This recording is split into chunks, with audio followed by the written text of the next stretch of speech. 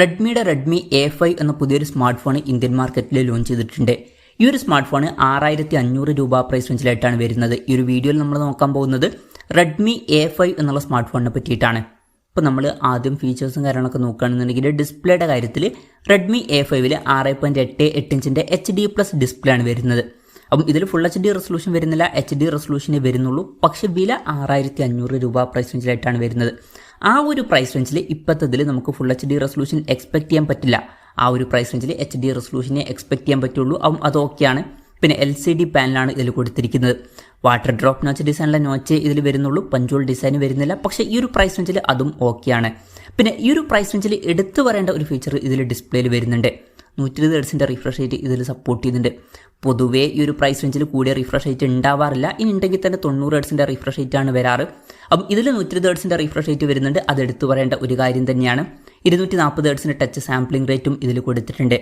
Peak brightness വരുന്നത് 600 nits ആണ്. അപ്പോൾ ഡിസ്പ്ലേ ഫീച്ചേഴ്സ് മൊത്തത്തിൽ നോക്കുമ്പോൾ അത്യാവശ്യം തിരക്കുകളില്ലാത്ത നല്ല ഡിസ്പ്ലേ ഫീച്ചേഴ്സ് എന്നൊക്കെ പറയാവുന്നതാണ്. ഈ ഒരു പ്രൈസ് റേഞ്ചിൽ 120 ഹെർട്സിൻ്റെ റിഫ്രഷ് റേറ്റ് എന്നുള്ളത് എടുത്തു പറയേണ്ട ഒരു കാര്യവും ആണ്. പിന്നെ side mounted finger print sensor ഇതിൽ കൊടുത്തിട്ടുണ്ട്. ഫോണിൻ്റെ വെയിറ്റ് വരുന്നത് ഏകദേശം 193 ഗ്രാമാണ്. തിക്നെസ് വരുന്നത് 8.26 mm ആണ്. പിന്നെ IP52 റേറ്റിംഗ് ഇതിൽ സപ്പോർട്ട് ചെയ്യുന്നുണ്ട്. ഈ ഒരു പ്രൈസ് റേഞ്ചിൽ വരുന്ന ഒരു ഫോണിൽ ഒരു IP റേറ്റിംഗ് വരുന്നു എന്നുള്ളതും നല്ലൊരു കാര്യം തന്നെയാണ്. ഇനി IP52 റേറ്റിംഗ് ആണ് എന്നുണ്ടെങ്കിലും. പിന്നെ ഈ ഒരു ഫോണിൻ്റെ ജയ്സൽമർ ഗോൾഡ്, അതുപോലെ തന്നെ ജസ്റ്റ് ബ്ലാക്ക്, പോണ്ടിച്ചേരി ബ്ലൂ എന്നീ കളർ വേരിയൻസ് ആണ് ഇപ്പോൾ ലോഞ്ച് ചെയ്തിരിക്കുന്നത്. ഇനി പ്രോസസ്സറിൻ്റെ കാര്യത്തിലോട്ട് വരികയാണെന്നുണ്ടെങ്കിൽ യൂണി SoC T7250 എന്ന പ്രോസസ്സറാണ് ഈ ഫോണിൽ വരുന്നത്. ഇത് ബേസിക് ആയിട്ടുള്ള ഒരു 4G പ്രോസസ്സറാണ്. 6500 രൂപ പ്രൈസ് റേഞ്ചിലേക്ക് അത്യാവശ്യം തിരക്കില്ലാത്ത നല്ല പ്രോസസ്സർ എന്നൊക്കെ തന്നെ പറയാവുന്നതാണ്. അപ്പം ഈ ഒരു പ്രൈസ് റേഞ്ചിന് പറ്റിയിട്ടുള്ള നല്ലൊരു പ്രോസസ്സറൊക്കെ ഇതിൽ വരുന്നുണ്ട്. പിന്നെ 5G സപ്പോർട്ടൊന്നുമില്ല, മാക്സിമം 4G സപ്പോർട്ട് ഇതിൽ വരുന്നുള്ളൂ. ഈ ഒരു പ്രൈസ് റേഞ്ചിൽ ഇപ്പോഴത്തതിൽ നമുക്ക് 5G സപ്പോർട്ട് എക്സ്പെക്ട് ചെയ്യാൻ പറ്റില്ല. പിന്നെ ഈ ഒരു ഫോണിൻ്റെ ബേസ് വേരിയൻറ്റിൽ 3GB റാമും 64GB ഇൻറ്റേർണലുമാണ് വരുന്നത്. 4GB റാമും 128GB ഇൻറ്റേർണലുമായിട്ട് വരുന്ന ഒരു വെർഷനും വരുന്നുണ്ട്. LPDDR4Xൻ്റെ റാമും eMMC 5.1 സ്റ്റോറേജ് ടൈപ്പുമാണ് ഇതിൽ കൊടുത്തിരിക്കുന്നത്. പിന്നെ മെമ്മറി എക്സ്പാൻഡ് ചെയ്യണമെന്നുണ്ടെങ്കിൽ മെമ്മറി കാർഡ് സ്ലോട്ട് ഇതിൽ വരുന്നുണ്ട്. വെർച്വൽ റാം എന്നുള്ള ഫീച്ചർ ഇതിൽ വരുന്നുണ്ട്. അതായത് എക്സ്ട്രാ റാം വേണ്ട സമയത്ത് ഇന്റേണൽ മെമ്മറിയിൽ നിന്ന് കുറച്ച് മെമ്മറി എടുത്തിട്ട് അത് റാമായിട്ട് യൂസ് ചെയ്യുന്നതായിരിക്കും. അങ്ങനെ 4GB റാം വരെ എക്സ്ട്രാ നമുക്ക് ലഭിക്കുന്നതായിരിക്കും. പിന്നെ സിംഗിൾ സ്പീക്കർ ഈ ഫോണിൽ വരുന്നുള്ളൂ. പക്ഷേ ഈ ഒരു പ്രൈസ് റേഞ്ചിൽ അത് ഓക്കെയാണ്. പിന്നെ 3.5mm ഓഡിയോ ജാക്ക് ഈ ഫോണിൽ കൊടുത്തിട്ടുണ്ട്. ആൻഡ്രോയിഡ് 15 ബേസ് ആയിട്ടുള്ള സോഫ്റ്റ്വെയർ ആണ് ഇതിൽ വരുന്നത്. 2 കൊല്ലത്തെ OS അപ്ഡേറ്റും അതുപോലെ തന്നെ 4 കൊല്ലത്തെ സെക്യൂരിറ്റി അപ്ഡേറ്റ്സും കാര്യങ്ങളൊക്കെ ഇതിൽ ലഭിക്കുന്നതായിരിക്കും. ഇപ്പം ഈ ഒരു പ്രൈസ് റേഞ്ചിൽ വരുന്ന ഒരു ഫോണിൽ ഇപ്പം 2 കൊല്ലത്തെ OS അപ്ഡേറ്റ് ഒക്കെ ലഭിക്കുന്നു എന്നുള്ളത് നല്ലൊരു കാര്യം തന്നെയാണ്. പൊതുവേ ഈ ഒരു പ്രൈസ് റേഞ്ചിൽ വരുന്ന ഫോണുകളിൽ കൂടുതൽ സോഫ്റ്റ്വെയർ അപ്ഡേറ്റ്സ് ലഭിക്കാറില്ല. പിന്നെ ക്യാമറയുടെ കാര്യം പറയുകയാണെന്നുണ്ടെങ്കിൽ ഫോണിൻ്റെ പിന്നിൽ ഡ്യുവൽ ക്യാമറ സെറ്റപ്പാണ് കൊടുത്തിരിക്കുന്നത്.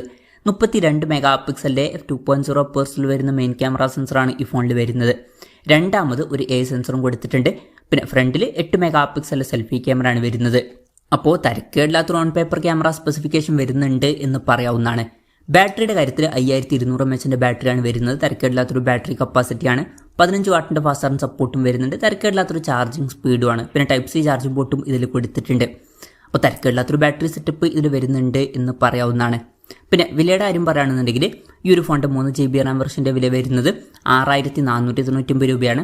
അതുപോലെ തന്നെ 4GB റാം 128GB ഇൻറ്റേർണൽ വെർഷൻ്റെ വില വരുന്നത് 7499 രൂപയാണ്. അപ്പം 7500 രൂപ പ്രൈസ് റേഞ്ചിൽ തന്നെ നമുക്ക് 128GB ഇൻറ്റേർണലൊക്കെ ലഭിക്കുന്നുണ്ട്. നല്ലൊരു കാര്യമാണ്. എന്തായാലും ഓവറോൾ നോക്കുകയാണെന്നുണ്ടെങ്കിൽ 6500 രൂപ പ്രൈസ് റേഞ്ചിൽ അത്യാവശ്യം തിരക്കുകളില്ലാത്ത നല്ല ഫീച്ചേഴ്സും കാര്യങ്ങളൊക്കെ ഇതിൽ വരുന്നുണ്ട് എന്ന് പറയാവുന്നതാണ്. ഇപ്പം ഈ ഒരു പ്രൈസ് റേഞ്ചിന് പറ്റിയിട്ടുള്ള പ്രോസസ്സറും തിരക്കേടില്ലാത്തൊരു ക്യാമറ സ്പെസിഫിക്കേഷനും തിരക്കേടില്ലാത്തൊരു ബാറ്ററി സെറ്റപ്പും കൊടുത്തിട്ടുണ്ട്. പിന്നെ അത്യാവശ്യം തിരക്കേടില്ലാത്ത ഡിസ്പ്ലേ ഫീച്ചേഴ്സും വരുന്നുണ്ട്. അതിൽ 120 ഹെർട്സിൻ്റെ റിഫ്രഷ് റേറ്റ് എടുത്തു പറയേണ്ട കാര്യമാണ്. അതുപോലെ തന്നെ IP52 റേറ്റിംഗ് സപ്പോർട്ട് ചെയ്യുന്നതും എടുത്തു പറയേണ്ട കാര്യമാണ്. അപ്പം 6500 രൂപ പ്രൈസ് റേഞ്ചിൽ തിരക്കേടില്ലാത്ത ഫീച്ചേഴ്സുമായിട്ട് വരുന്ന ഒരു ഫോണാണ് ഇത് എന്ന് പറയാവുന്നതാണ്. അപ്പം ബഡ്ജറ്റ് കുറവാണെന്നുണ്ടെങ്കിൽ കൺസിഡർ ചെയ്യാൻ പറ്റിയിട്ടുള്ള ഒരു ഓപ്ഷൻ തന്നെയാണ് ഇത്. പിന്നെ കോമ്പറ്റീഷനും കുറച്ച് ടൈറ്റാണ്. ഇപ്പം ഈ ഒരു പ്രൈസ് റേഞ്ചിൽ ടെക്നോ, പോപ്പ്, നാനോ പോലുള്ള സ്മാർട്ട് ഫോണുകളൊക്കെ വരുന്നുണ്ട്. അപ്പം അതിലാണെങ്കിൽ പഞ്ചോൾ ഡിസൈനൊക്കെ വരുന്നുണ്ട്. അതുപോലെ തന്നെ സ്റ്റീരിയോ സ്പീക്കേഴ്സൊക്കെ നമുക്ക് ലഭിക്കുന്നുണ്ട്. അപ്പം ഈ ഒരു പ്രൈസ് റേഞ്ചിൽ ഈ ഫോണിന് പകരം അതും കൺസിഡർ ചെയ്യാവുന്നതാണ്. പക്ഷേ അതിൽ 120 ഹെർട്സിൻ്റെ റിഫ്രഷ് റേറ്റും സപ്പോർട്ട് ചെയ്യുന്നില്ല. എന്തായാലും ഈ ഒരു പ്രൈസ് റേഞ്ചിൽ റെഡ്മി A5 എന്നുള്ള സ്മാർട്ട് ഫോൺ അത്യാവശ്യം തിരക്കേടില്ലാത്ത ഫീച്ചേഴ്സുമായിട്ട് വരുന്ന സ്മാർട്ട് ഫോണാണ് എന്ന് പറയാവുന്നതാണ്. കോമ്പറ്റീഷനും കുറച്ച് ടൈറ്റാണ്. അതാണ് ഈ ഒരു ഫോണിനെ പറ്റിയിട്ടുള്ള എൻ്റെ ഒരു അഭിപ്രായം. ഈ ഒരു ഫോണിനെ പറ്റിയിട്ടുള്ള നിങ്ങളുടെ അഭിപ്രായം ജസ്റ്റ് ഒന്ന് കമൻറ്റ് ചെയ്യുക.